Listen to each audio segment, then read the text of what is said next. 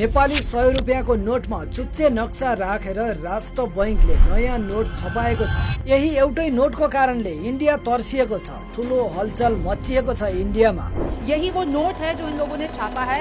Nepal has announced a new 100 rupee currency note which shows धेरै जनालाई यो कुरा सामान्य लाग्न सक्छ, तर यो एउटा ऐतिहासिक कदम थियो। मतलब यो केवल एउटा नोट मात्रै होइन, राष्ट्रियताको दरो घोषणा पनि हो। किनकि इन्डियाले जमानादेखि कब्जा गरेको लिपुलेख, कालापानी र लिम्पियाधुरा अब नेपालकै हो भनेर नोटमै देखाएपछि त्यसै पनि इन्डियालाई टेन्सन हुने नै भयो। त्यही माथि संयोग यस्तो पर्यो कि यो 100 को नोट छाप्ने जिम्मा चिनिया कम्पनीलाई दिइएको थियो।